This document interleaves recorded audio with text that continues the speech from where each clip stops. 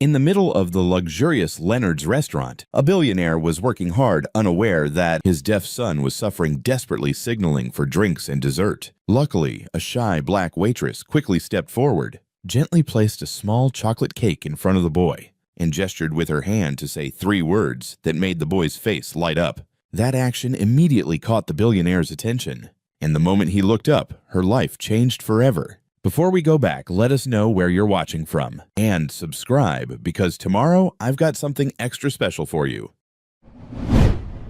The kitchen doors swung open, and Naomi Carter stepped into the dining room with a tray balanced on her left hand. Her fingers trembled slightly, not from the weight, but from something deeper. 3 years of hiding does that to you. She'd learned to make herself invisible here at Leonard's. Keep your head down, smile when necessary, and for God's sake, don't let anyone see who you really are. Columbia MBA. Forget it. CPA certification buried. Here she was, just another server in a black apron, refilling water glasses and pretending the weight of her past didn't press against her chest every single day. Table 12 needs attention. Linda Parker, the floor manager, appeared beside her with that look, the one that said, "Rich people are waiting, move faster." The Blackwood Reservation. Don't screw this up, Naomi. Naomi nodded, smoothing her apron. The Blackwood Reservation. She'd heard the name whispered around the restaurant all week. Ethan Blackwood, billionaire. The kind of man who could buy Leonard's with what he spent on watches. She approached table 12, located in the corner, where floor-to-ceiling windows overlooked Fifth Avenue. The evening light cut through the glass, landing on 2 figures, a man in a charcoal suit that probably cost more than her monthly rent, and a young boy picking at the tablecloth with restless fingers. "Your server will be—" she started, but the man's voice cut through her words like a knife. "We'll have the Dover sole. 2 orders, asparagus no butter." He didn't look up from his phone. His tone was flat, transactional, like he was ordering office supplies instead of dinner. Naomi's jaw tightened. She'd served hundreds of men like this, men who thought money meant they didn't need manners. Of course, and for the young man, he'll have the same.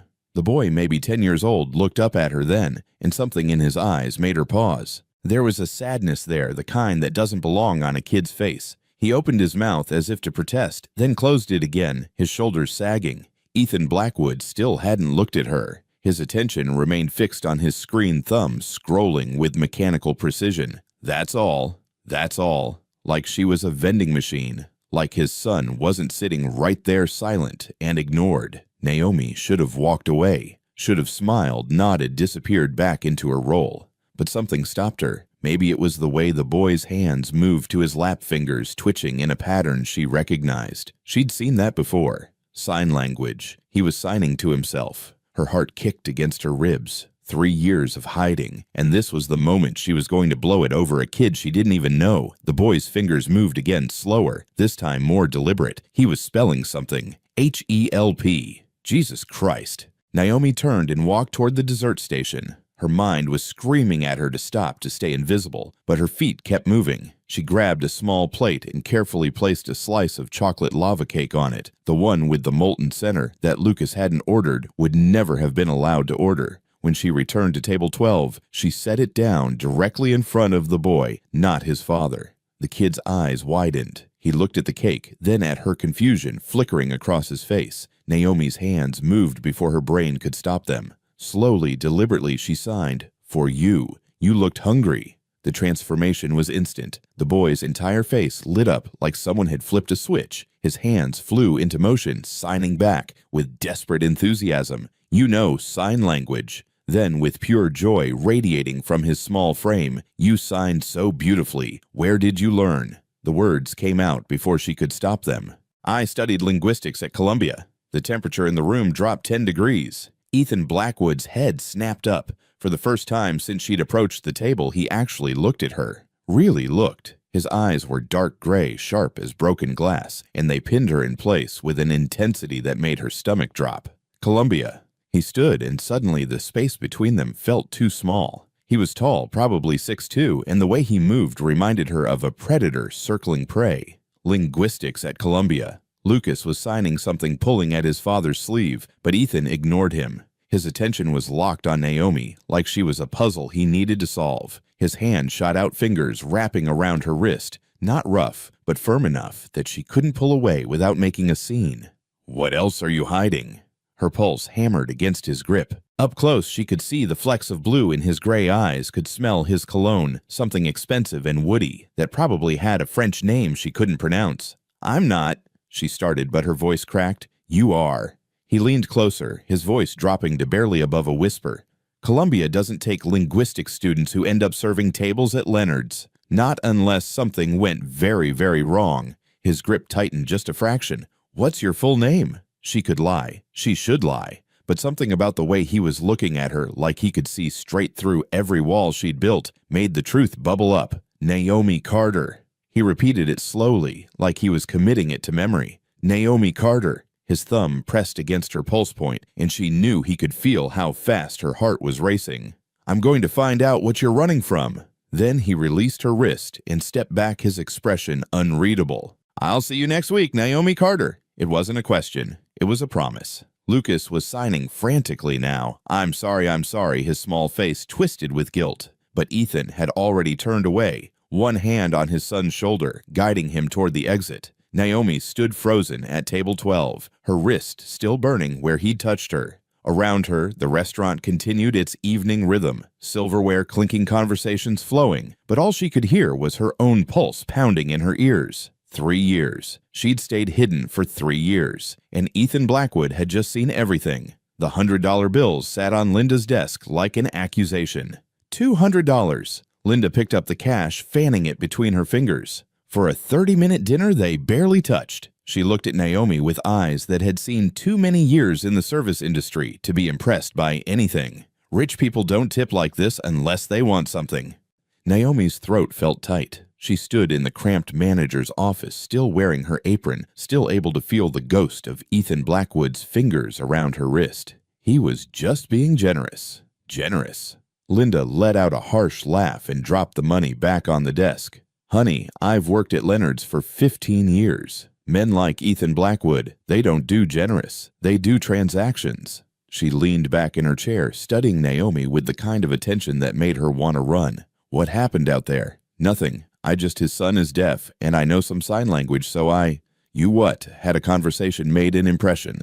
Linda's voice softened, but not in a comforting way, in a warning way. Naomi, listen to me. People like us, we have rules we follow. Clock in, smile, serve, clock out. People like him, they don't follow any rules at all. She stood walking around the desk until she was close enough that Naomi could smell her perfume. Something floral and cheap. Whatever you think happened out there, whatever connection you think you made, forget it. Men like Blackwood eat girls like you for breakfast and don't even remember your name by lunch. Naomi's jaw clenched. She wanted to argue, wanted to say that Linda didn't understand. But the problem was, Linda understood perfectly. I should get back to my tables. Yeah, Linda waved her away. You should. Naomi pushed through the office door and nearly collided with another server. The kitchen was chaos, orders being shouted, plates clattering the air thick with heat and grease. She grabbed her order pad and dove back into the rhythm, trying to lose herself in the familiar pattern of work. But her mind wouldn't cooperate. It kept circling back to those gray eyes, that voice, the way he'd said her name, like he was planning to dissect it later. I'm going to find out what you're running from. Her phone buzzed in her apron pocket. She ignored it, walked to table 7, took their drink orders, smiled when they made a joke about the weather. Normal. Everything had to stay normal. The phone buzzed again. She made it through another hour before she finally checked. Unknown number. Her stomach dropped before she even opened the message. I got your number from HR. Hope you don't mind. Her fingers went numb. He'd called HR. How did he even... Another message appeared. Actually, I do hope you mind. It means you're paying attention. EB. Naomi stared at the screen. The casual arrogance of it made her want to throw her phone across the kitchen. He'd invaded her privacy, pulled strings she didn't even know existed, and he was making jokes about it. She should delete the messages, block the number, pretend this never happened. Instead, she found herself typing, "This is inappropriate." 3 dots appeared immediately. He was waiting. Actually waiting for her response, like he had nothing better to do than text a random waitress. So is hiding a Columbia education behind a serving apron. We all have our secrets, Naomi. The way he used her name like he'd earned the right to it made her skin prickle. She shoved her phone back in her pocket and tried to focus on her tables, but the messages kept burning in her mind. The rest of her shift passed in a blur. She took orders, delivered food, smiled until her face hurt, but underneath it all was a gnawing anxiety that wouldn't let go. By the time she clocked out at 11, her hands were shaking again. Linda caught her at the employee exit. "You okay? You've been off all night." "I'm fine." The lie came automatically. "Just tired." "Right." Linda didn't look convinced, but she didn't push. "Get some rest." "And Naomi, whatever's going on with Blackwood, be careful. Men like that, they're dangerous even when they think they're being kind." Naomi nodded and pushed through the door into the cold November air. The street was quieter now, most of the dinner crowd long gone. She pulled her coat tighter and started walking toward the subway. Her phone buzzed again. She almost didn't check it. Almost. "And next time we meet, maybe you can tell me about Paris." The world tilted sideways. Paris. She'd never mentioned Paris. Not to him. Not to anyone at Leonard's. Not to her breath caught. Derek. Derek knew about Paris, about the 6 months she'd spent there, doing research about the project that had become her life's work before he'd stolen it, which meant Ethan Blackwood had already started digging, had already found connections she'd thought were buried. Naomi stopped walking. Right there on the sidewalk, surrounded by the distant noise of the city, she stopped and forced herself to think, to really think about what was happening. Ethan Blackwood wasn't just curious, he was investigating her. And if he kept digging, if he followed the trail far enough back, he'd find Derek Collins, he'd find Pinnacle Financial, he'd find the whole ugly story of how she'd gone from Columbia MBA to hiding in plain sight. And then what? What would a billionaire do with that information? Her phone buzzed one more time. No message this time, just a news alert from the business section. Pinnacle Financial announces merger with Blackwood Industries deal, expected to close Q1. The phone slipped from her numb fingers, clattering on the concrete. She stared at it, the screen still glowing with those impossible words. Pinnacle Financial, Derek's company, the company built on her stolen work, her stolen patents, her stolen future, merging with Blackwood Industries, which meant Ethan Blackwood and Derek Collins were about to become partners. Oh God. Oh no. Naomi bent down and picked up her phone with shaking hands. The screen had cracked a spider web of fractures spreading from the corner, but the article was still readable. She scrolled through it, her vision blurring, looking for some detail that would make this make sense. There, near the bottom, the merger valued at $847 million will combine Blackwood's infrastructure holdings with Pinnacle's breakthrough financial technology platforms. Financial technology platforms, that was her work, her algorithms, her code, her 3 years of research that Derek had repackaged and claimed as his own. And now Ethan Blackwood was buying it, buying her stolen life without even knowing it. The irony would have been funny if it wasn't so devastating. She stood there on the sidewalk, the cold seeping through her coat, and felt the careful walls she'd built over 3 years start to crumble. She'd thought she was safe, thought she could hide forever if she just stayed small enough, quiet enough, invisible enough. But Ethan Blackwood had seen her, and now he was connected to the one person she'd been running from all along. The steps of Lowe Memorial Library looked exactly the same. Naomi sat on the cold stone, her coffee going lukewarm in her hands, and tried to remember the last time she'd been here. 3.5 years ago, maybe. Before Derek, before everything fell apart, back when she'd actually believed her education meant something. "You're early." She didn't turn around. She'd know that voice anywhere now, smooth, controlled, with an edge underneath that suggested he was used to getting exactly what he wanted. "You said noon. It's noon." Ethan Blackwood walked around and sat down beside her, not close enough to touch, but close enough that she could see he wasn't wearing a suit this time. Just jeans, expensive ones probably, and a cashmere sweater that made him look almost human. Almost. "I wasn't sure you'd come," he said. "I wasn't sure either." She took a sip of her coffee and immediately regretted it. Cold and bitter. "But then I figured if you went to the trouble of stalking me, hacking into HR, and texting me about Paris, you'd probably just show up at my apartment anyway." His mouth twitched. It might have been a smile. "I don't stalk. I investigate." "Right. And what exactly are you investigating, Mr. Blackwood?" "Ethan." He stretched his legs out in front of him, looking entirely too comfortable on the freezing stone steps. "And you know what I'm investigating. You're running from something. Someone. Something specific enough that you'd bury a Columbia MBA and work as a server rather than use your real credentials." The accuracy of it made her chest tight. She set her coffee down between them and wrapped her arms around herself. "Maybe I'd just like serving food. Maybe. He turned to look at her, and those gray eyes were sharp enough to cut. Or maybe someone destroyed your career so thoroughly that you're afraid to even put your real name on a job application. Naomi's breath caught. How did he? I'm good at what I do, Naomi. Very good. And what I do is figure out when people are lying, when they're hiding something, when there's a story underneath the story. He leaned back on his hands, still watching her. You want to know what I found when I looked you up? No. The word came out too fast. Too bad. I'm going to tell you anyway. He tilted his head, studying her like she was a balance sheet he was trying to reconcile. Naomi Carter, Columbia class of 2021, MBA with a focus on financial systems and technology, graduated top of your class, published 2 papers on algorithmic trading before you even had your degree. Then you disappeared. No LinkedIn, no job history, nothing. Like you fell off the face of the earth. She couldn't look at him anymore. Couldn't stand the way he was putting together pieces she'd worked so hard to scatter. People have their reasons. Yes, they do. And usually those reasons have names. His voice got quieter, which somehow made it more dangerous. I'm guessing your reason's name is Derek Collins. The name hit her like a physical blow. She turned to stare at him, her pulse suddenly loud in her ears. How?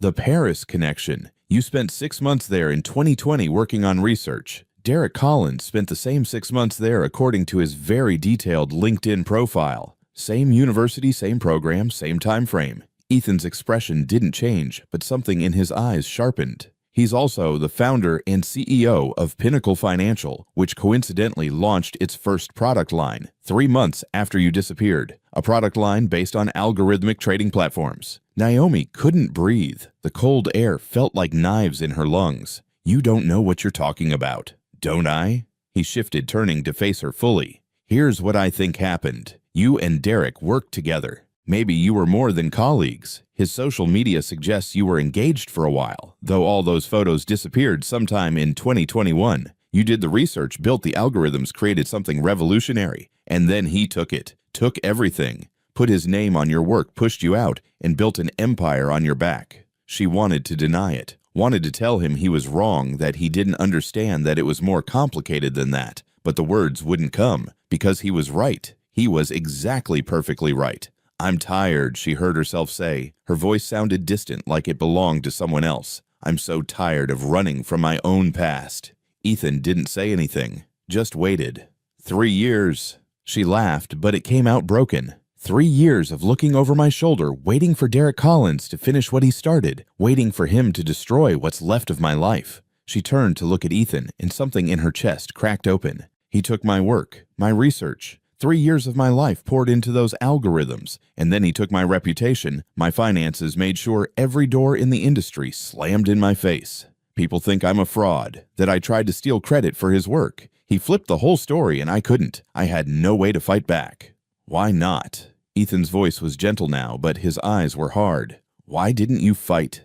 Because he's smart. Because he covered his tracks. Because by the time I realized what he'd done, he'd already rewritten history. She pulled her knees up to her chest, trying to make herself smaller. I had a lawyer look at it. Know what he told me, that Derek's contracts were airtight. That even though I created everything, the intellectual property technically belonged to the partnership we'd formed. The partnership Derek dissolved the day after the patents were filed with his name on them, not mine.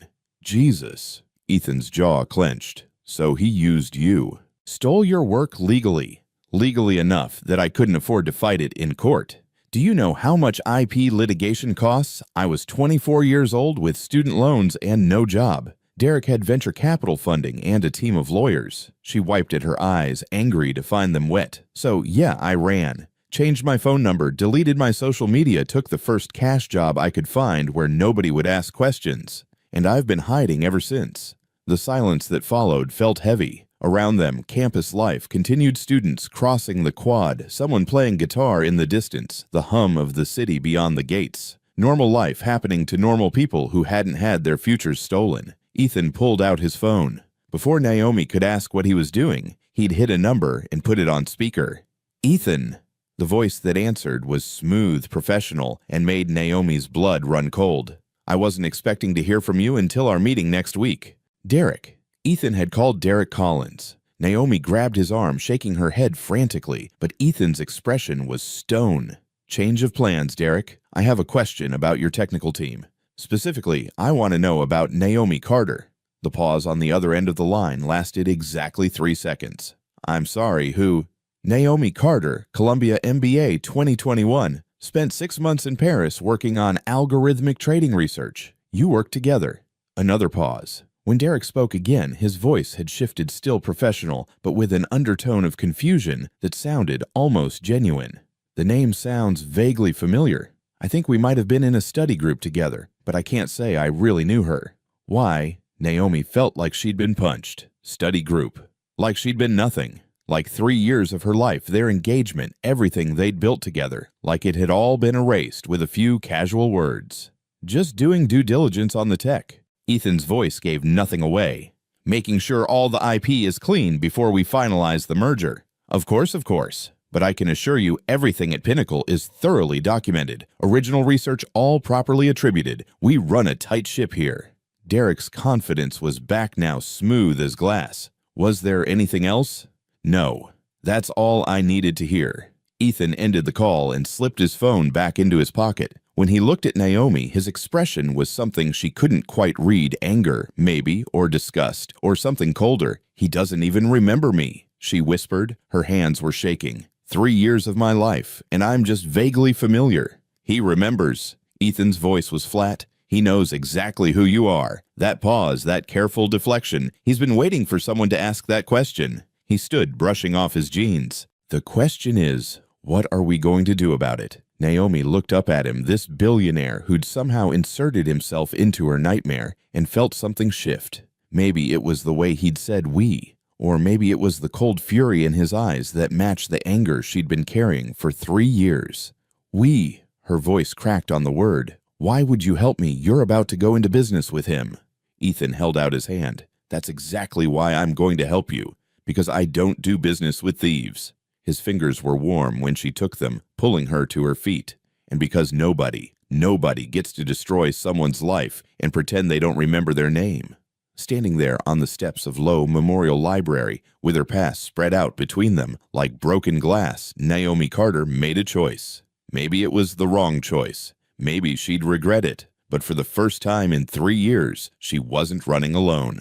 "Okay," she said. "Let's burn his empire to the ground." The elevator doors slid open with a soft chime, revealing a lobby wrapped in marble and quiet wealth. Naomi followed Ethan out her steps, slowing as she took in the space. This wasn't just an office building. This was a statement, a monument carved into Manhattan to remind the world exactly who controlled it. The Blackwood name gleamed on the wall behind the reception desk, its shadow stretching farther than she'd ever imagined. She'd never felt smaller. "Come on," Ethan said over his shoulder. His tone wasn't sharp this time. It held something steadier, something she almost trusted. "We'll talk in my office." Naomi forced her feet to keep moving. The receptionist greeted Ethan with the kind of polished warmth reserved for royalty and men who could buy the building they stood in. For her, the woman's smile flickered briefly, curiosity sparking and fading just as quickly. Naomi wasn't surprised. Nothing about her belonged here. Not her clothes, not her shoes, not the faint tremor she couldn't quite suppress. The elevator to the top floor rose silently. When the doors opened again, Naomi stepped into a different world. Floor-to-ceiling windows lined the entire far wall, and the city sprawled beneath them like a living map. Buildings shimmering under late autumn sunlight, traffic weaving through streets in shifting patterns of red and gold. The space was all dark wood, clean lines, polished surfaces, strength taste power, and Ethan Blackwood fit into it so effortlessly it hurt. "Sit wherever you like," he said, hanging his coat over the back of a leather chair. Naomi stayed standing. "This won't take long," she answered, her voice steadier than she felt. He turned toward her, slowly studying her with an expression she couldn't decipher. "You think I brought you here so you could tell me what happens next? I think you brought me here because you're not used to people telling you no." Something sparked in his eyes, surprise, maybe even amusement, but the moment passed quickly. He walked to a side console, poured himself a glass of still water, then gestured at the city behind him. "That," he said, "is what I stand to lose." Naomi folded her arms.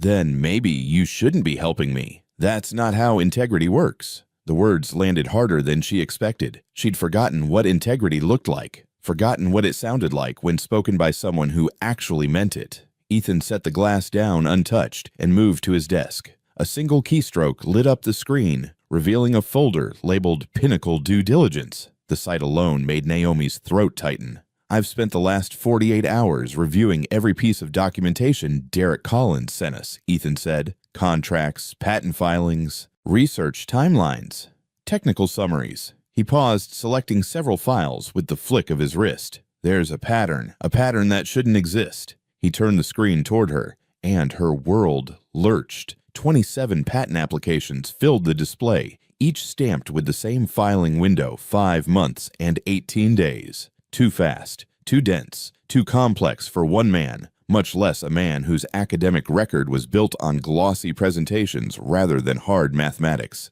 "I don't understand," she whispered, though she did. She understood too well. "These are yours," Ethan said softly. Her knees weakened. She gripped the back of a chair to steady herself. He continued, his voice low but precise. "I pulled archived metadata from the patent office servers. It wasn't easy. Someone paid a lot of money to bury the original data, but not enough to erase everything." He tapped the screen lightly. "This system still remembers which digital signatures created the first drafts." Naomi's name glowed beside each document. Her initials marked every revision, every line of code. A tidal wave surged through her grief, shock, rage, vindication, all colliding so violently she had to close her eyes. He took everything," she said, her voice cracking. "He really took everything." "No." Ethan's tone sharpened, carrying a weight that pulled her gaze back to him. "He stole everything. And there's a difference." Naomi swallowed hard. "Why are you showing me this? Because you need to understand what we're dealing with. Derek isn't just a narcissist or a thief. He's systematic, calculated. He didn't just erase your name. He replaced it with his own, cleaned the paper trail, then built an empire on the ruins he left behind." "I know," she said quietly. "I lived it." "You lived the consequence," Ethan corrected, "not the scale." He opened another file. Naomi's breath hitched. Contract amendments, partnership dissolution documents. Revised agreements time-stamped exactly 6 months after she'd left, just as she'd told him. The signatures weren't hers. The digital trails weren't hers. But they pretended to be. "He forged all of this," she whispered, "and amended everything else to match." Her hands curled into fists. "I told people. I tried to warn them. I tried, I know." Ethan's voice softened. "And now I believe you." Something in Naomi's chest shifted at those words. A small, fragile weight lifting. Not everything, but enough. He stepped closer, not invading, but close enough that she could see how serious he was. "I'm not showing you this to reopen wounds. I'm showing you because you deserve the truth, and because I won't be part of a merger built on stolen work." Her head snapped up. "Ethan, if you walk away from this deal, you'll lose hundreds of millions of dollars." He shrugged with a calm that shouldn't have been possible. "Money is replaceable, and your reputation investors don't like uncertainty. Reputation," he said, "is built on the choices people make when no one is watching." Her breath caught. The sincerity hit her harder than any anger could have. "You barely know me," she whispered. "Why would you risk this for me? I'm not doing it for you." The words were quiet, but they held a steady conviction. "I'm doing it because it's the right thing. You're just the person who reminded me why that matters." Naomi stood frozen. The city glowed behind her, golden and distant, as if belonging to another life. She hadn't expected this, not from him, not from anyone. Ethan stepped around his desk and picked up his phone. "There's someone I want you to meet." "Meet," she echoed. He dialed a number. "Daniel, it's Ethan. I need you at the office. Immediately." A pause. Ethan's jaw tightened in that way Naomi recognized now as the expression he wore when he'd already made a decision. "Yes," he said. "It's about Pinnacle, and I'm sending you everything we found." He hung up and faced her again. "Daniel Morrison," he said, "my attorney. He's the best in New York. If there's a way to expose Derek's fraud, he'll find it." Naomi shook her head, overwhelmed. "Ethan, I never asked for this." "No," he said gently, "but you deserve it all the same." She looked away, blinking back tears she hadn't meant to let fall. "I spent 3 years hiding, 3 years telling myself no one would ever believe me. I believe you." The words were simple, steady, no hesitation. Naomi pressed a hand to her chest, trying to contain the ache spreading beneath her ribs. "I don't know how to do this. I don't know how to fight someone like Derek." "You don't have to," Ethan said. "Not alone." She met his gaze, and for the first time she saw something unguarded in him, a vulnerability that mirrored the fear inside her. "Why?" she asked softly. He didn't answer right away. When he finally spoke, his voice was almost a whisper. "Because no one should have to claw their way back from a betrayal like yours without someone at their side." Naomi inhaled shakily. "He'll come after you. Let him. You could lose everything. Then I lose it on my own terms." Her breath trembled. "I don't want you getting hurt because of me." "I'm not doing this because of you," he said, stepping closer. "I'm doing it because I can't imagine looking in the mirror knowing I chose profit over the truth." Silence filled the office, heavy but not suffocating. Naomi felt it settle into her bones, warm and frightening, and strangely liberating. "What happens now?" she asked. "Now," Ethan said, "we build a case." He turned back to the screen, flipping through files with practiced ease. "I want you to look at these with me. All 27 patents. Tell me what's missing. Tell me what he altered. Everything you can remember." Her pulse stuttered. "This will take hours." "Then we'll take hours. And if Derek finds out, he won't. Not yet." Naomi stepped toward the desk. Her reflection hovered faintly in the glass, a ghost of the woman she used to be. She took a slow, steady breath. "I'm ready." Ethan nodded once as if they'd sealed something neither of them fully understood yet. "Good," he said quietly, "because this is the moment everything changes." Naomi watched the screen brighten as he opened the first patent. Rows of text and code filled the display. Her work, her handwriting, her life. For the first time in 3 years, she didn't feel like she was drowning. She felt like she was resurfacing. She slid into the chair beside him. Ethan glanced at her, a hint of something warm in his eyes. "Let's begin," he said. "Dot." And they did. They worked until the sky outside Ethan's windows shifted from pale gold to a deep blue threaded with city lights. Naomi hadn't meant to lose track of time, but somewhere between the second patent file and the seventh clarity began to take shape. Every line she reviewed brought back a memory: late nights in Paris cafes, whiteboards covered in equations, Derek's voice promising they were building something that would change the industry. Now, inside Ethan's office, she could finally see the pattern of betrayal woven between the lines. At some point, Ethan stepped away to turn on a lamp, softening the room with warm light. It made the space feel less like a corporate empire and more like a sanctuary. When he returned to the desk, he didn't sit immediately. He studied her face, the curve of her brow pulled tight in concentration, the slight tremor in her fingers every time she recognized another stolen idea. "You should take a break," he said quietly. She didn't look up. "If I stop, I'll fall apart. You're stronger than you think." The words landed gently, but they caught her off guard. She blinked, her gaze drifting from the screen to his reflection in the window. "You say that like you know me." "I know enough," he replied. "I know what it looks like when someone keeps going long after most people would have collapsed." Naomi leaned back, exhaling slowly. Her shoulders ached. Her throat felt tight. "I can't believe I'm looking at all this again. It feels like touching a wound I spent years trying to pretend didn't exist." "It's more than a wound," Ethan said. "It's a theft, a violation, and you survived it even when you shouldn't have had to." She stared at him for a long moment, searching for the catch, the angle, the hidden motive. But all she saw was sincerity, unexpected, steady, unflinching. "Ethan, why are you so certain you barely know me?" He shook his head. "No, I know exactly what I need to know." He pulled out the chair across from her and sat, his posture relaxed, but his eyes sharp. "Do you remember the first moment I realized something was off about you?" "How could I forget?" Naomi managed a faint smile. "You were interrogating me over chocolate cake." "Not that moment," he said softly. "The moment before that. When Lucas tried to get my attention, I didn't even notice."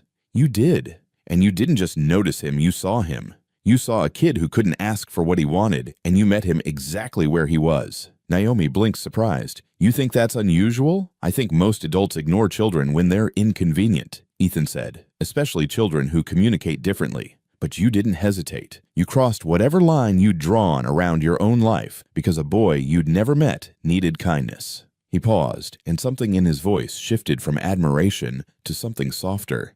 "People don't do that unless it's who they are at their core." She swallowed hard. Her chest felt tight again, but for a different reason. "Lucas is a sweet kid. He deserves better than being spoken for all the time." "I know," Ethan murmured, "and I haven't always done right by him. I get lost in work, in expectations, in trying to hold everything together." He leaned back, exhaling. Seeing how he lit up when you spoke to him, it made me realize how much he's been missing. How much I've been missing." Naomi looked down at her hands. "I wasn't trying to make an impression. I know. That's why you did." His gaze held hers steady and warm. "It told me everything I needed to know about your character. I trusted you long before I understood why." Her heart fluttered painfully. Something in the air shifted subtle but unmistakable, like the moment before a storm breaks, or the second a curtain lifts on a truth too big to ignore. "I don't feel like someone worth trusting," she whispered. Ethan shook his head slowly. "You are the one who created every piece of technology Derek used to build Pinnacle. You're the reason he has a company at all. You're the mind behind the breakthroughs he parades around as his own." His voice softened, as if he knew her instinct would be to shrink from praise. "You are the person worth fighting for, Naomi Carter." Her breath caught. The words, simple as they were, broke something open inside her. She'd spent so long convincing herself she didn't matter, because believing that hurt less than remembering what had been taken. She had no idea what to say. Thankfully, Ethan didn't seem to expect an answer. A soft vibration buzzed across the desk. Ethan glanced at his phone, and Naomi watched the shift in his expression, the slight hardening of his jaw, the faint tightening at the corner of his mouth. "What is it?" she asked. He didn't answer immediately. Instead, he picked up the phone, scrolling through a message that seemed to grow heavier with every second. Finally, he set the device down with care, as though it had become something dangerous. "It's Derek." Naomi felt her stomach lurch. "What does he want?" "He wants to move our meeting up," Ethan said slowly. "He's pushing for Sunday evening, says he has urgent updates about the merger." Naomi's pulse spiked. "He knows. Ethan, he knows we're looking into him." "I expected him to get nervous." Ethan replied, his voice calm but edged. "But this means he's preparing something. A trap." The word tasted bitter. "You can't go." "I have to." His gaze locked on hers. "If I cancel, he'll know exactly what's wrong, and he'll go on the offensive." Naomi shook her head. "You don't understand what he's capable of. Derek doesn't just protect his secrets. He destroys anyone who threatens them." Ethan leaned toward her, folding his hands on the desk. "I'm not afraid of Derek Collins." "You should be," she said, her voice raw. "He ruined my life without even breaking a sweat, and I'm not going to let him do it again." His tone deepened, threading warmth and steel together. "Not to you." Her breath shuddered. "Ethan, I mean it." He stood slowly moving around the desk until he was beside her. "Whatever happens next, I won't let Derek Collins hurt you again." Naomi looked up, startled by the intensity in his voice. He wasn't making a promise out of bravado. He wasn't saving face or playing hero. He meant every word like it was an oath carved in stone. The room felt suddenly smaller, or maybe it was just the space between them. She stood too, even though her legs trembled. "Why are you doing this?" For a moment he didn't speak. He just looked at her, as if memorizing the curve of her cheek, the way her breath hitched the shadows in her eyes she thought she'd hidden. Then softly, he said, "Because somewhere between trying to protect my company and trying to figure you out, I realized something I didn't expect." His voice lowered slow and careful, as though each word had weight. "I care about what happens to you, more than I should." Naomi's heart thudded once hard. He took a breath. "And because, if I'm being completely honest, He hesitated, not out of doubt, but out of reverence, as if saying it would change everything. His eyes held hers, steady, unwavering. "I think I'm falling for you, Naomi." Her lips parted, but no sound came out. She felt the words settle over her skin, warm and terrifying in equal measure. He stepped closer, not touching, but close enough that she could feel the heat of him, the quiet sincerity in every breath he took. "I love you," he said, barely above a whisper. "I didn't plan on it. I didn't expect it. But it's the truth." The world seemed to stop. Naomi stared at him, her pulse racing the air thick with something she hadn't felt in years, hope fragile but real. She didn't trust her voice. She wasn't even sure she could speak without breaking. But she didn't look away. Couldn't. Outside the windows, the city glowed like a field of stars. Inside the office, the distance between them had never felt smaller. And for the first time since her life shattered, Naomi realized she wasn't entirely afraid. Not anymore. The coffee shop across from Ethan's building smelled like burnt espresso and old pastries. Naomi sat in the corner booth, her hands wrapped around a cup she hadn't touched, watching the entrance through the window. Her reflection stared back at her tired eyes, shoulders drawn tight, the kind of tension that lived in your bones after years of running. But something was different now. Something had shifted the night before in Ethan's office when he'd said those 3 impossible words. Her phone buzzed. Ethan's name lit up the screen. "Where are you?" His voice carried an edge she recognized now, not anger, but concern wrapped in command. "Café Noir, the one on 43rd. She watched a taxi splash through a puddle outside, water arcing into the gray morning air. "I needed to think." A pause. She could almost hear him processing, calculating the distance between where she was and where he needed her to be. "Stay there. I'm coming down." "Ethan, I'm fine. I know what you're doing." His voice softened, but didn't lose its firmness. "You're second-guessing everything, running scenarios in your head about how this could go wrong, convincing yourself that walking away would be safer for everyone involved." Her throat tightened. How did he read her so easily? Maybe it would be. It wouldn't. The certainty in his tone left no room for argument. "Give me 5 minutes." He hung up before she could protest. Naomi set her phone down and stared at her coffee. The surface had gone cold, a thin film forming across the top. She thought about dumping it, ordering something fresh, but her hands felt too heavy to move. Last night kept replaying in her mind the way Ethan had looked at her when he said he loved her. The warmth that had flooded through her chest, terrifying and wonderful at the same time. She'd left before she could say anything back, fled his office like a coward because the idea of letting someone that close again made her want to crawl out of her own skin. The bell above the cafe door chimed. Ethan walked in, still wearing yesterday's jeans and cashmere sweater, his hair slightly mussed like he'd been running his hands through it. He spotted her immediately and crossed the space in 3 long strides, sliding into the booth across from her without asking. "You ran," he said. "Not an accusation, just a fact. I needed air. You needed distance." He leaned back, studying her with those gray eyes that saw too much. "From me. From what I said." Naomi's fingers tightened around her cup. "You caught me off guard. I meant every word. That's what scares me." The admission came out quieter than she intended. "Every time I let myself believe in someone, trust them, She stopped, swallowing hard. "Derek told me he loved me too. Right before he destroyed everything." Ethan's jaw tightened, but his voice stayed gentle. "I'm not Derek. I know that. Intellectually, I know that." She looked down at her hands. "But my brain knows things my heart can't seem to accept yet." He reached across the table, his fingers brushing hers, not grabbing, not demanding, just offering. "Then don't accept it yet. I'm not going anywhere." The simplicity of it made her chest ache. She turned her hand over, letting their palms touch, and felt some of the tension drain from her shoulders. "He's going to come after us, Ethan.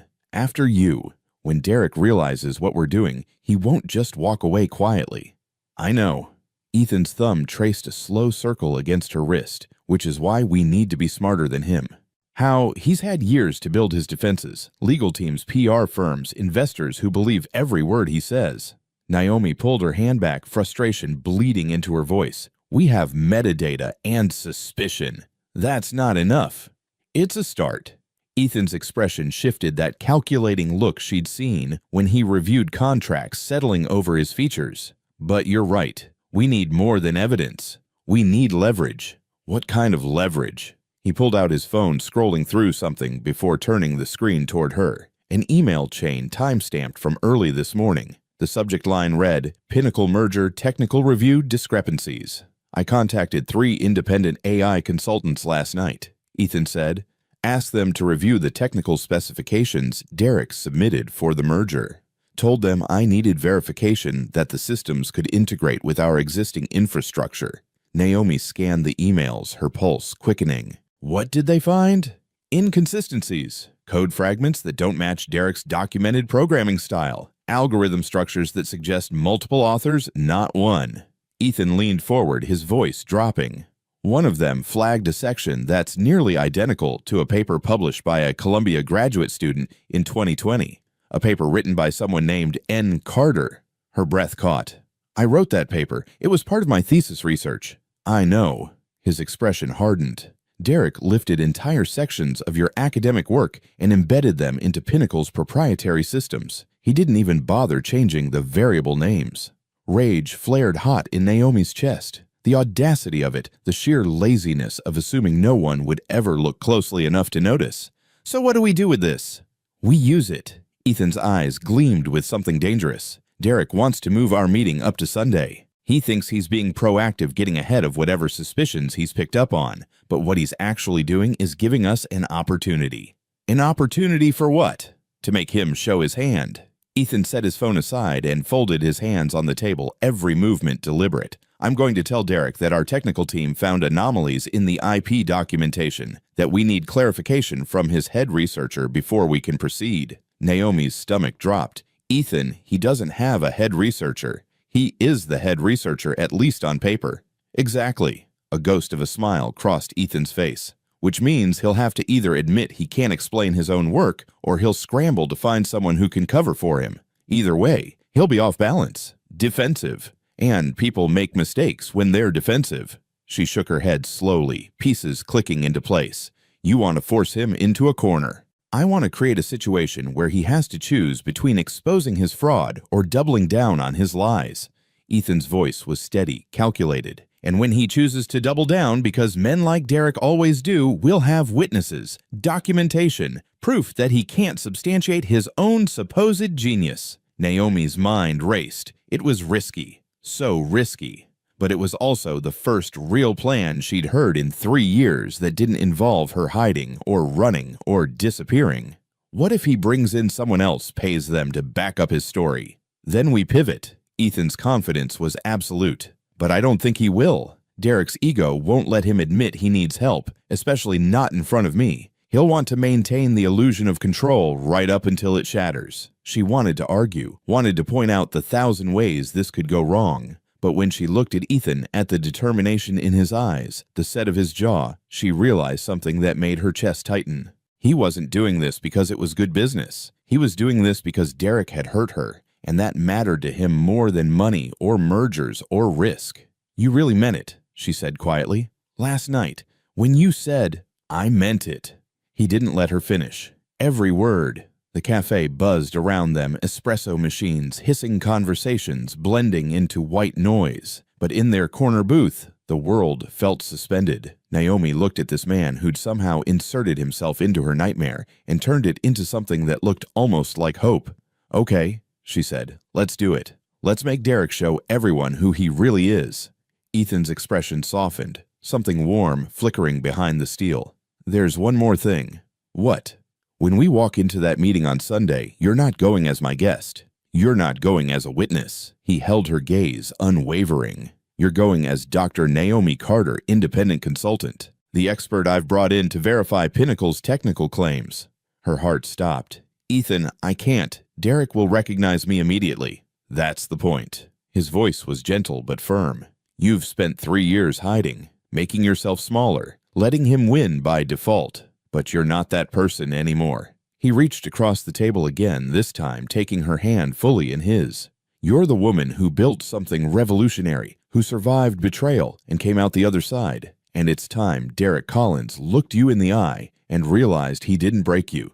Tears pricked at Naomi's eyes. She blinked them back, but one escaped anyway, tracking down her cheek. Ethan's thumb caught it before it could fall, his touch impossibly gentle. I'm scared, she whispered. I know. He squeezed her hand. But you're not alone anymore. Not ever again. She believed him. God help her, she actually believed him. All right. Naomi straightened her shoulders, feeling something click into place. Some piece of herself she'd thought Derek had taken forever. Let's stop running. Ethan smiled, then a real smile that softened the hard edges of his face.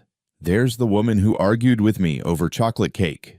Despite everything, Naomi laughed. It came out shaky, but it was real. That feels like a lifetime ago. It was 4 days ago. Has it really only been 4 days? She shook her head, marveling at how thoroughly her life had been upended in less than a week. It feels longer. The good things usually do. Ethan stood, pulling her up with him. Come on. We have a lot of work to do before Sunday, and I want you to meet Daniel before we finalize the strategy. Naomi let him lead her out of the cafe and into the cold morning air. Across the street, Blackwood Tower rose into the gray sky, its windows reflecting clouds and possibility. She thought about the girl she'd been 3 years ago, brilliant and naive, believing that talent and hard work were enough. Then she thought about the woman she'd become, scarred and cautious, but still standing, still fighting. And now, for the first time, she had someone fighting beside her. The 32nd floor of the Pinnacle Financial Building was all glass and chrome, designed to impress investors and intimidate competitors. Naomi stood in the elevator beside Ethan, watching the numbers climb, each one, bringing them closer to the confrontation she'd spent 3 years trying to avoid. Her reflection in the polished doors looked pale, her hands clasped too tightly in front of her. She'd dressed carefully that morning, a navy suit she'd bought years ago when she still believed she had a future. Her hair pulled back in a way that made her look older, more professional, more like someone who belonged in rooms like this. Ethan touched her elbow as the elevator slowed. You ready? No, she wasn't ready. She'd never be ready to face Derek Collins again. But ready didn't matter anymore. Let's get this over with. The doors slid open to reveal a reception area that screamed new money, trying to look like old money. Marble floors, abstract art that probably cost more than Naomi had earned in her entire life, a receptionist whose smile was as polished as the furniture. The woman's eyes flicked from Ethan to Naomi, something calculating in her expression before professional warmth settled back into place. Mr. Blackwood, Dr. Carter, Mr. Collins is expecting you. Conference room 3, just down the hall to your right. Dr. Carter. Ethan had called ahead with her credentials, establishing her role before they'd even arrived. The legitimacy of it felt strange on her skin after years of hiding. They walked down a hallway lined with photos of Derek at various industry events, shaking hands with senators and tech giants, always positioned at the center of every frame. Naomi's stomach churned. She'd been in some of those photos once cropped out so thoroughly, it was like she'd never existed. Ethan's hand found the small of her back as they approached the conference room, not possessive, just steadying, reminding her she wasn't alone. The door opened before they could knock, and there he was. Derek Collins looked exactly the same, tall, broad-shouldered, with the kind of face that photographed strong jaw, clear eyes, the suggestion of warmth that never quite reached the truth. He wore a suit that probably cost what Naomi made in 6 months at Leonard's, his smile wide and welcoming as he extended his hand to Ethan. Ethan, good to see you. Thank you for accommodating the schedule change. His voice was smooth, practiced every syllable designed to inspire confidence. I know Sunday isn't ideal, but with the Q1 deadline approaching, I wanted to make sure we had time to address any concerns. Of course. Ethan shook his hand with the ease of someone who'd been doing this since birth. I appreciate your flexibility, and I'd like to introduce Dr. Naomi Carter, the independent technical consultant I mentioned.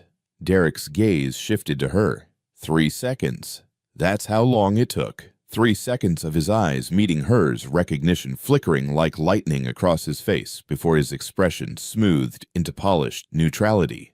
Dr. Carter. He extended his hand to her, and Naomi felt her entire body go rigid. A pleasure. She forced herself to take his hand. His palm was warm, his grip firm, and touching him again after 3 years felt like putting her hand into a fire. She pulled away as quickly as politeness allowed. Mr. Collins! Her voice came out steadier than she'd expected. Small victories. If Derek was rattled, he hid it perfectly. He gestured them into the conference room, where a long table dominated the space, floor-to-ceiling windows, offering a view of Manhattan that rivaled Ethan's. A presentation was already loaded on the screen at the far end, graphs and projections all designed to show Pinnacle's meteoric rise. Please sit. Derek moved to the head of the table, like he owned not just the room, but the air inside it. Can I get either of you anything, coffee, water? We're fine. Ethan's tone was pleasant but dismissive. He pulled out a chair for Naomi before taking his own seat, positioning them across from Derek with the kind of strategic awareness that suggested he'd done this 1,000 times. Why don't we get started? You mentioned urgent updates.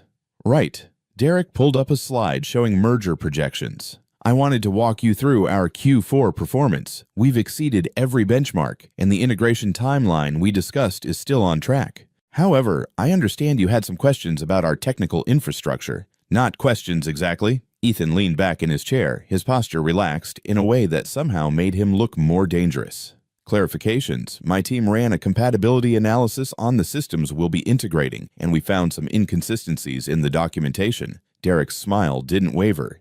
Inconsistencies. Code architecture that doesn't match the attributed authorship. Algorithm structures that suggest collaborative development rather than single-source creation. Ethan paused, letting the words settle. That's why I brought Dr. Carter. She specializes in algorithmic trading systems and financial technology platforms. I need her to verify that what we're buying actually works the way you've claimed." Something flickered in Derek's eyes just for a second, like a crack in glass before it shatters, but his voice stayed smooth. "Of course. I'm happy to walk through any technical specifications. Though I'm curious, Dr. Carter, what's your background in this particular field?" Naomi met his gaze directly. "I have a Columbia MBA with a focus on financial systems and technology. I spent several years developing algorithmic trading platforms, including 6 months conducting research in Paris." She watched his jaw tighten almost imperceptibly. "I'm quite familiar with the kind of work Pinnacle has been doing." The silence that followed was thick enough to choke on. Derek's smile had frozen in place, but his eyes were calculating, trying to figure out how much she'd told Ethan how much danger he was actually in. "Columbia, small world. I don't suppose we crossed paths during our time there." "I don't suppose we did." Naomi's voice was ice. "Though I did notice that several of Pinnacle's core algorithms bear a striking resemblance to research published by Columbia graduate students around 2020, particularly work focused on predictive modeling and high-frequency trading optimization." Derek's hand tightened around his pen. "Academic research is often foundational to practical application. That's how innovation works." "Absolutely." Ethan's voice cut in smooth as silk. "Which is why we'd like you to walk us through the development process. Dr. Carter has some specific questions about the authorship documentation." "I'd be happy to." Derek stood moving to the presentation screen like he was buying time to think. "Though I'm not sure what you're implying. Every piece of intellectual property at Pinnacle has been thoroughly documented and legally verified." Naomi opened her briefcase and pulled out a manila folder. Inside were printouts of the patent applications Ethan had shown her, the ones with her digital signature still buried in the metadata. She slid them across the table toward Derek. "These are the patent filings for Pinnacle's core technology," she said. 27 applications submitted over a 5-month period. That's an impressive pace for a single researcher." Derek glanced at the documents, and for just a moment, just a fraction of a second, panic crossed his face. "I had a team helping with the documentation and filing process." "But the research itself was yours," Naomi pressed. "Yes." His voice was firmer, now defensive. "The foundational work, the breakthrough algorithms, that was all mine." "Then you'll be able to explain the technical specifications." Naomi pulled out another sheet, this one showing code fragments from one of the patents. "This section, for example, it's using a recursive optimization method that's quite sophisticated. Can you walk me through the logic?" Derek stared at the code. She watched him scan the lines, saw the exact moment he realized he didn't understand what he was looking at. He'd stolen her work so completely that he'd never bothered to actually learn how it functioned. "This is proprietary information," he said slowly. "I'm not comfortable discussing specific implementation details without proper NDAs in place." "We have NDAs." Ethan's voice was quiet but sharp. "You signed them 2 months ago when we started merger negotiations." "Right. Of course." Derek set the paper down his fingers, leaving slight impressions on the page. "What I mean is this level of technical detail is something I'd prefer to discuss with my full engineering team present. These systems are complex, and I want to make sure any explanation is comprehensive." Naomi tilted her head. "But you developed them. Surely you can explain your own work." The temperature in the room seemed to drop. Derek's mask was cracking, now hairline fractures spreading across his composure. "Dr. Carter, I'm not sure what you're trying to accomplish here, but I've built Pinnacle from the ground up. Every innovation, every breakthrough was stolen." The words came out before Naomi could stop them, sharp and clear and final. Derek froze. Ethan didn't move, but she could feel the tension radiating from him, coiled and ready.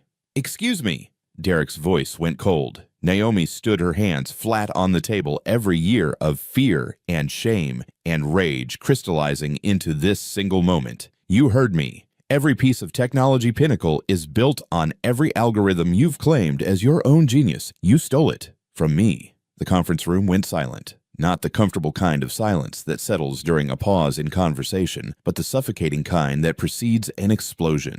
Derek's face had gone pale, then red color rising up his neck like a thermometer measuring rage. "That's a serious accusation." His voice was dangerously quiet, controlled in a way that suggested violence barely restrained. I'm not sure what kind of game you're playing, Dr. Carter, but I'd be very careful about making defamatory statements in front of witnesses. Naomi didn't flinch. 3 years ago, that tone would have made her fold, made her apologize, made her small enough to disappear. But she wasn't that woman anymore. It's not defamation if it's true. Ethan stood slowly, drawing Derek's attention. I think we should all sit down and discuss this rationally. There's nothing to discuss. Derek's hands were shaking now just slightly, the only visible crack in his armor. I don't know what she told you, Ethan, but this woman is clearly unstable. She's making wild claims about work that has been legally documented, verified by independent auditors, and stolen from its original creator. Ethan's voice cut through Derek's protest like a blade. Naomi Carter holds the intellectual property rights to 27 patents that Pinnacle Financial currently claims as proprietary technology. Derek let out a laugh that sounded more like a bark. That's absurd. I've never even met this woman before today.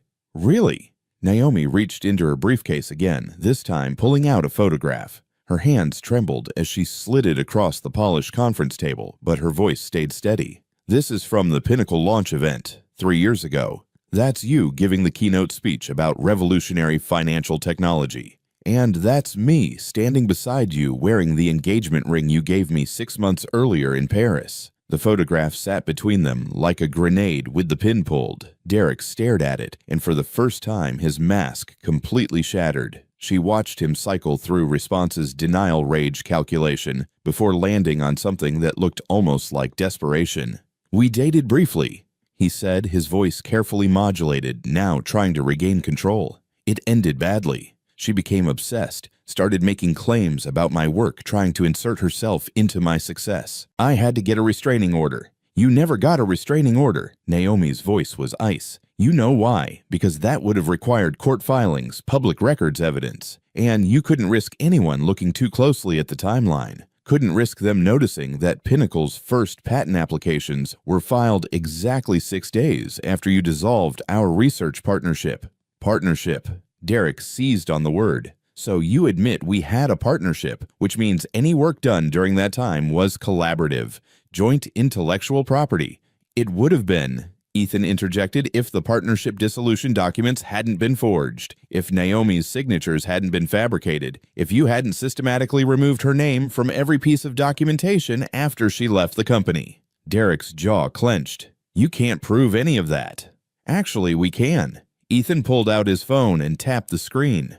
I had my forensic IT team examine the original patent filings. They found something interesting in the metadata. Every single document was created and edited by a user account registered to Naomi Carter. The digital signatures, the timestamps, the revision histories, all of it points to her as the original author. He swiped to another screen. Then, 6 months after Naomi left Pinnacle, someone accessed those files and modified them, changed the author attribution, altered the partnership agreements, created a paper trail that made it look like you'd been the sole creator all along. Ethan looked up, his gray eyes hard as stone, but they forgot to scrub the cloud backups. The originals still exist, Derek. Every line of code, every algorithm, every breakthrough, all documented with Naomi's credentials embedded in the file architecture. The color had drained from Derek's face. He opened his mouth, closed it, opened it again like a fish gasping for air. Those files are protected by attorney-client privilege. No, they're not. A new voice came from the doorway. Daniel Morrison stepped into the conference room, a leather portfolio under one arm, his expression professionally neutral, but his eyes sharp. Attorney-client privilege doesn't extend to documents used in the commission of fraud, Mr. Collins. And what you've done here qualifies as fraud on multiple levels, intellectual property theft, forgery, falsification of business records, and breach of fiduciary duty. Derek stood abruptly, his chair scraping against the floor. I want my lawyer present before this conversation continues. Of course. Daniel set his portfolio on the table and extracted a thick document, sliding it toward Derek with the kind of precision that suggested he'd done this many times before. But before you make that call, you should know that we've already filed a formal complaint with the Patent and Trademark Office. We've also submitted our findings to the SEC, given Pinnacle's recent IPO and the material misrepresentations in your prospectus. Derek grabbed the document, his hands shaking as he scanned the first page. This is... You can't just, Ethan, we had a deal. A merger worth hundreds of millions. Had. Ethan's voice was flat. Past tense. As of 30 minutes ago, Blackwood Industries has formally withdrawn from all merger negotiations with Pinnacle Financial. The letter of termination cites material misrepresentation and fraudulent inducement as grounds for immediate dissolution of our agreement. You'll be sued for breach of contract. Derek's voice was rising now, control slipping away with every word. I'll take everything you have. You can try. Ethan moved around the table, positioning himself between Derek and Naomi. But our contract had a specific clause about intellectual property verification. If any patents or proprietary technology included in the merger were found to be based on stolen or disputed IP, either party could terminate without penalty. You signed it yourself, Derek. Page 47, paragraph 12.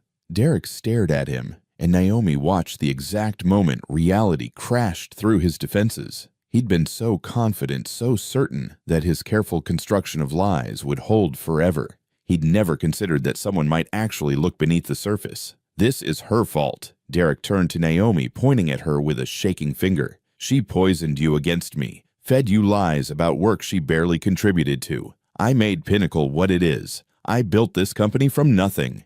You built it from my work. Naomi's voice rang clear through the conference room.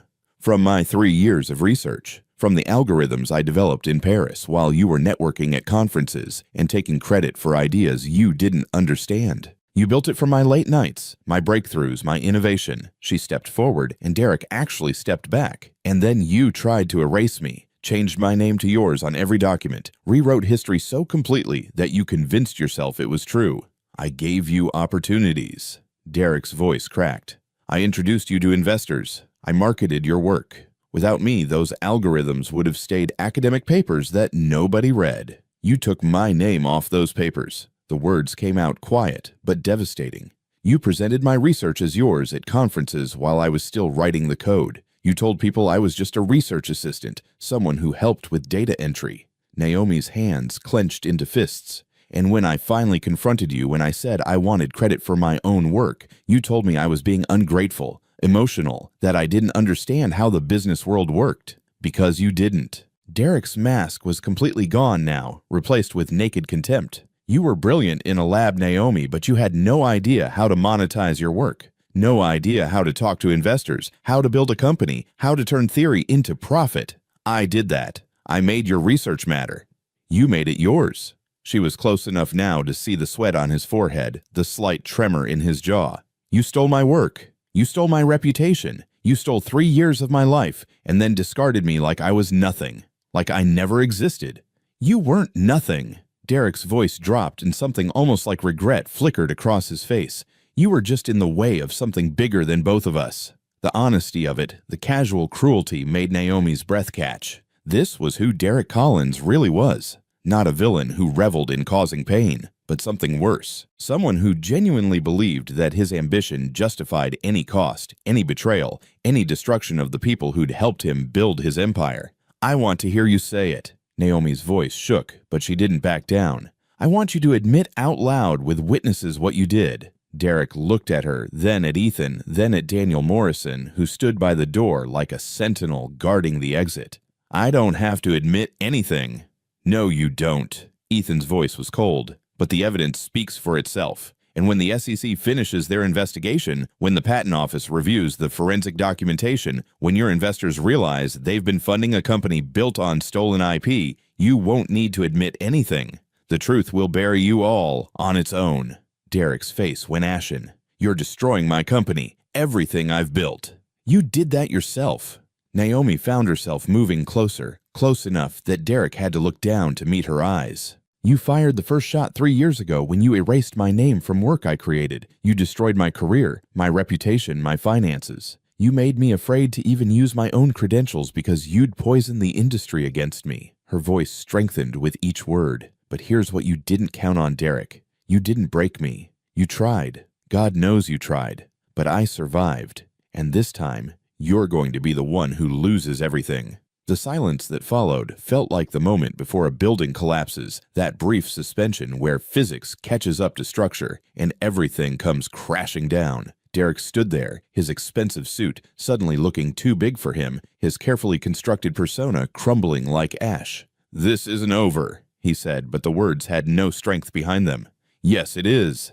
Ethan's voice carried absolute finality. "The merger is terminated. The fraud investigation is underway. And in approximately 48 hours, every major business publication in the country is going to run a story about how Pinnacle Financial's technology was built on stolen intellectual property. Your investors will pull funding, your board will demand your resignation, and every door that slammed in Naomi's face 3 years ago will slam in yours." Derek looked at Naomi one last time, and she saw something she'd never expected to see in his eyes: fear, real, genuine fear. "You have no idea what you've done," he whispered. "I know exactly what I've done." Naomi felt something shift in her chest, like chains she'd worn for 3 years, finally breaking free.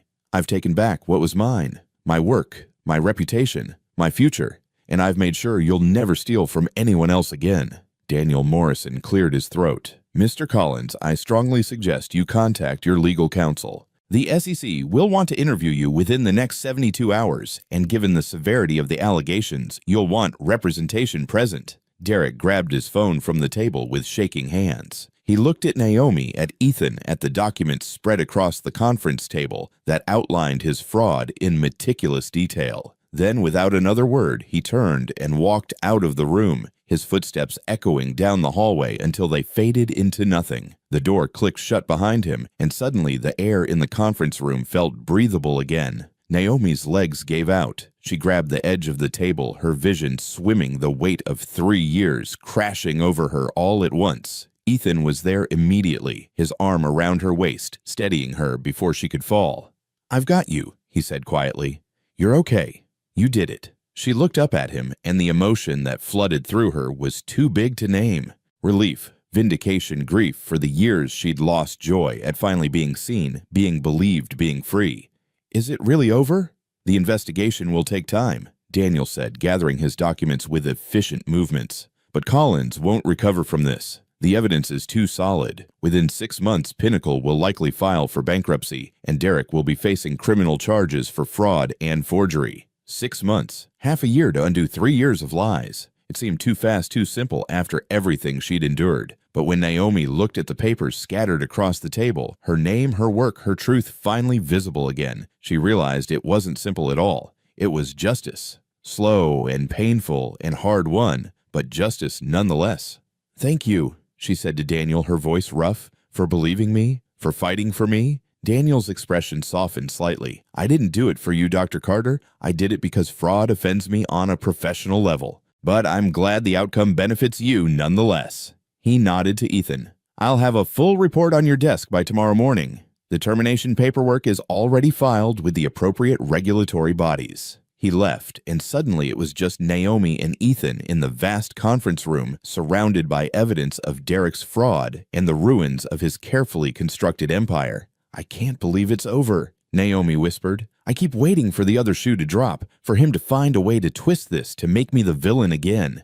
"He can't." Ethan turned her to face him, his hands gentle on her shoulders. "Not anymore. You have documentation, witnesses, legal protection, and you have me."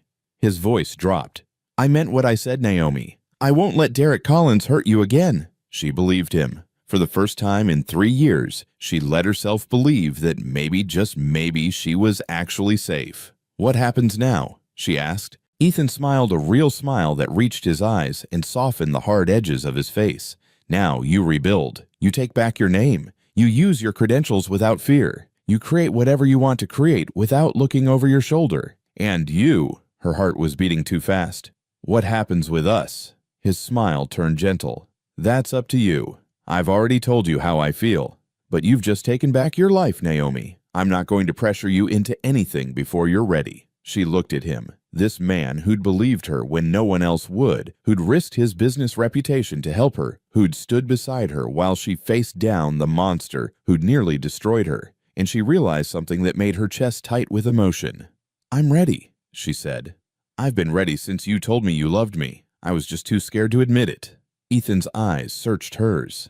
And now I'm still scared. She reached up her fingers, brushing his jaw. But I'm also free, and I don't want to waste any more time hiding from things that matter. He kissed her then, soft and careful and full of promise. And for the first time in 3 years, Naomi Carter let herself feel something other than fear. 6 months later, the headlines had finally stopped. Naomi stood in the kitchen of Ethan's Tribeca penthouse, morning light streaming through floor-to-ceiling windows that overlooked the Hudson River. She'd stopped being surprised by the view weeks ago, though she still caught herself pausing sometimes to take it in the way the water reflected gold in early morning. The Statue of Liberty visible in the distance, the city spreading out like proof that she'd survived, that she'd made it to the other side. Her phone buzzed on the marble counter, a news alert. She almost didn't check it. She'd trained herself to ignore the constant stream of updates about Derek's trial, about Pinnacle's collapse, about the industry fallout.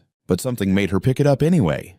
Former tech CEO Derek Collins sentenced to 5 years in federal prison for fraud and IP theft. She read the headline twice, then set the phone down with steady hands. 5 years. It seemed like such a small number for what he'd done for the lives he'd destroyed. But it was something. Justice, even imperfect justice, was something. "You okay?" Ethan's voice came from behind her. She turned to find him in the doorway, Lucas beside him, both of them wearing matching expressions of concern. "Yeah." She smiled and meant it. Derek got sentenced. 5 years. Lucas's hands moved quickly, signing, "Is that good?" Naomi signed back, "It's closure, and that's better than good." The boy grinned and ran over to hug her, his small arms wrapping around her waist with the kind of uncomplicated affection that still sometimes made her eyes sting. Over the past 6 months, Lucas had become a constant in her life, afternoons spent teaching him advanced sign language weekends, exploring museums, quiet evenings, watching him do homework while she worked on her laptop. She'd never planned to become important to this kid, but somewhere along the way, he'd become important to her too. "Breakfast?" Ethan asked, moving to the stove, where pancakes were already warming. "You cooked?" Naomi raised an eyebrow. "Should I be concerned?" "Dad's pancakes are terrible," Lucas signed with exaggerated drama. "But we eat them anyway because we love him." Ethan laughed, the sound warm and unguarded in a way that still surprised her sometimes. "My pancakes are perfectly adequate, thank you very much." They sat together at the kitchen island, the three of them falling into the comfortable rhythm they'd developed over months of shared meals and shared life. Naomi listened to Lucas talk in sign and occasional spoken words he was practicing about his upcoming science fair project, about a friend from school, about normal 10-year-old concerns that had nothing to do with fraud or betrayal or corporate espionage. It felt almost surreal. This life, this peace. After breakfast, Lucas disappeared into his room to video call a friend, and Naomi found herself alone with Ethan in the living room. He'd been quieter than usual this morning, something thoughtful in his expression that she couldn't quite read. "What's on your mind?" she asked, curling up on the couch beside him. "How's Carter Technologies doing?" He deflected, but gently. She let him. Q1 profits exceeded projections by 18%. We've got 3 new clients signing on next month, and I'm finalizing the patent applications for the updated algorithm architecture. She paused, still getting used to saying it out loud. "It's real, Ethan. I have a company. My own company. Built on my own work. You deserve it." He pulled her closer, pressing a kiss to her temple. "All of it." 6 months ago, with Ethan's financial backing and Daniel Morrison's legal guidance, Naomi had founded Carter Technologies, a financial systems consulting firm built on the very algorithms Derek had stolen. The irony was delicious. The vindication was better. Within 3 months, she'd had more client requests than she could handle. Within 5, she'd hired a small team. Now Carter Technologies was profitable, growing, and entirely hers. The industry had welcomed her back with a mixture of apology and enthusiasm. Turns out, when a billionaire like Ethan Blackwood vouches for you, when forensic evidence proves you were the victim of fraud, when major publications run stories about the brilliant innovator who'd been silenced, doors open pretty quickly. "I got a call yesterday," Naomi said. "Columbia wants me to give a guest lecture series on algorithmic trading and financial technology innovation." Ethan pulled back to look at her. "That's incredible. Are you going to do it?" "I think so." She smiled. "Feels like closing a circle, Going back to where it all started, but this time on my own terms. You've come a long way from serving tables at Leonard's. Don't remind me." She laughed, but it wasn't bitter anymore, just distant, like remembering a life that belonged to someone else. "Linda called last week, actually. Asked if I wanted my old job back. Apparently, they're short-staffed." Ethan's eyebrows rose. "What did you say?"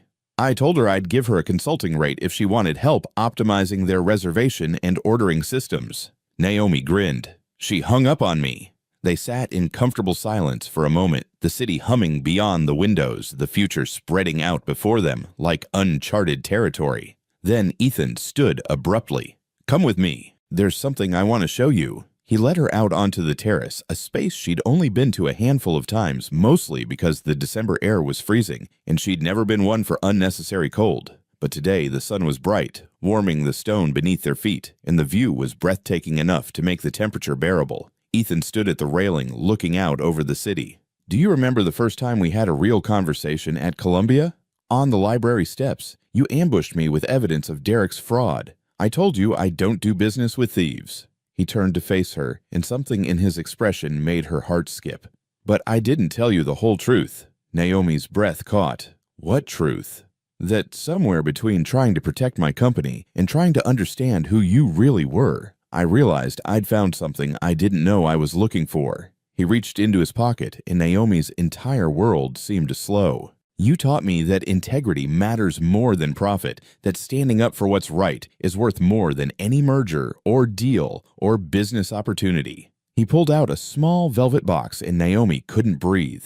"You made me want to be a better man," Ethan said softly. "A better father, a better person. Not because you demanded it, but because seeing the world through your eyes made me realize how much I'd compromised, how much I'd accepted as normal, that was actually just hollow." He opened the box, revealing a simple solitaire diamond that caught the morning light and scattered it into rainbows. "Naomi Carter, you are the most brilliant, courageous, resilient person I've ever met. You survived something that would have destroyed most people, and you came out the other side stronger. You built something beautiful from the ashes of what was stolen from you. And you did it with grace and integrity and a kindness that still amazes me." His voice roughened with emotion. "I love you completely, and I want to spend the rest of my life proving to you that not all powerful men are like Derek Collins, that you can trust me with your heart, your dreams, your future." He dropped to one knee, and Naomi's vision blurred with tears. "Will you marry me?" The words hung in the cold December air, precious and perfect, and more than she'd ever let herself hope for. Naomi looked at this man who'd believed her when no one else would, who'd fought for her, who'd stood beside her through the worst and stayed for the best. She thought about Lucas inside, probably watching from a window. She thought about Carter Technologies, about Columbia, about the life she'd rebuilt from nothing. She thought about Derek in a federal prison, finally paying for his crimes. She thought about 3 years of running, of hiding, of being afraid. And then she thought about the future, about possibility, about love that didn't come with conditions or betrayal, about partnership that meant actual partnership, not theft disguised as collaboration. "Yes," the word came out steady and sure. "I trust you, Ethan, completely." He slipped the ring onto her finger, then stood and pulled her into his arms, kissing her with a kind of reverence that made her feel like something precious, something worth protecting. When they finally broke apart, she was laughing and crying at the same time. "I can't believe this is real," she whispered against his chest. "Believe it." His arms tightened around her. "You're not running anymore, Naomi. You're home." From inside the apartment, she heard Lucas shout a sound of pure joy, and then the boy was bursting through the terrace doors, signing frantically. "Did she say yes? Are you getting married? Am I getting a mom?" Naomi knelt down to his level, her heart so full it hurt. "If that's okay with you." Lucas threw his arms around her neck, nodding so hard she could feel it. When he pulled back, his hands moved carefully. "Can we go to Paris for the honeymoon? Dad said you loved Paris before it got ruined. Maybe we can make new memories that don't hurt." She looked up at Ethan, who shrugged with a smile. "I may have mentioned that not every connection to Paris needs to end in heartbreak." "Paris sounds perfect." Naomi managed her voice thick with emotion.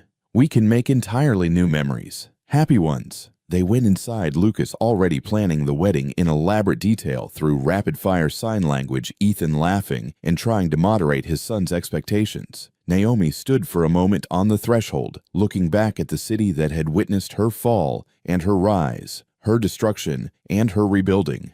5 years ago, she'd been a brilliant graduate student with the world at her feet. 3 years ago, Derek had stolen that world and left her with nothing. 6 months ago, she'd walked into a conference room and taken it all back. And now she had her own company, her own reputation, her own future. She had a man who loved her for who she was, not what she could give him. She had a kid who looked at her like she hung the moon. She had justice, vindication, and peace. She had everything Derek had tried to take, and so much more. Naomi Carter stepped inside, closed the terrace door behind her, and let herself believe what she'd thought was impossible for so long. She was safe. She was loved. She was free. And she was never ever going to let anyone make her invisible again. Join us to share meaningful stories by hitting the like and subscribe buttons.